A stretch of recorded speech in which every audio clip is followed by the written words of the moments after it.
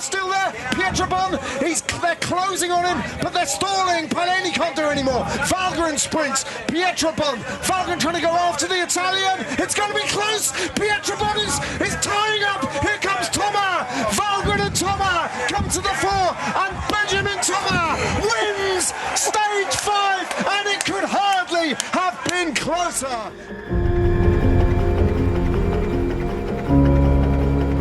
Stage 6 of the Giro d'Italia was the much-anticipated 180 kilometres from Torre del Lago Puccini in Viareggio to a much-anticipated finish in Rapolano Terme in Tuscany, featuring 3 gravel sectors, 2 of which regularly feature in Strade Bianche. A long, flat run-in with a tailwind meant that the opening 70, 80, 90 kilometres of the race were always going to be aggressive as a big group tried to get free. Simon Clark from Israel Premier Tech repeatedly tried to place himself in a breakaway, but with so many different teams trying to get in a move, it was chaotic, fast racing. Julian Alaphilippe, Attila Valter, a number of riders repeatedly attacking, and they made their way to the first climb of the day, the Volterra climb, and it was there that a group finally, featuring Julian Alaphilippe once again, got free. Filippo Fiorelli going over the climb in first place, a brilliant bit of climbing from the rider from VF Group Bardiani. Luke Plapp, the Australian national champion, following the move of his great friend Caden Groves, the Australian sprinter, then eventually prized away a 7-rider group when Andrea Vendrame got across, and that was the first time that the race took stable shape.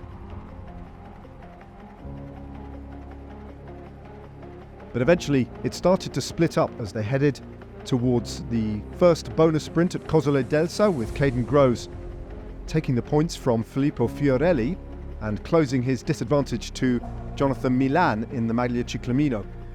Then they hit the first of the gravel sectors, and the group of 7 riders were still back together again, as behind them in the peloton, Ineos Grenadiers started to race hard to position Geraint Thomas on the gravel sectors. Luke Plapp then attacked on the second gravel sector, up and over the last categorised climb of the day, which was also the end of the second gravel sector, to Grotti. Those 3 riders were still together. Through the Intergiro sprint, inseparable, and onto the final gravel sector.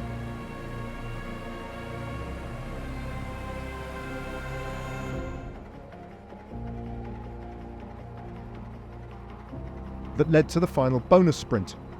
It was far from certain whether these 3 riders would still stay out, as the peloton were racing hard behind and controlling.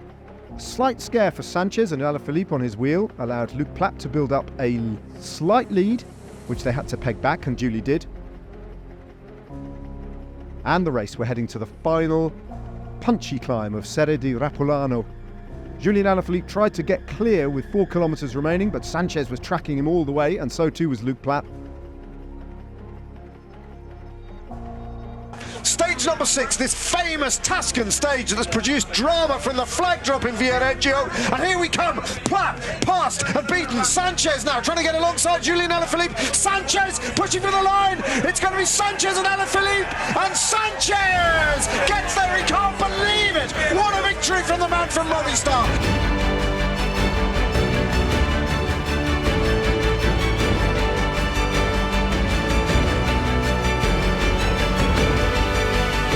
The winner of stage 6 ahead of Julian Alaphilippe.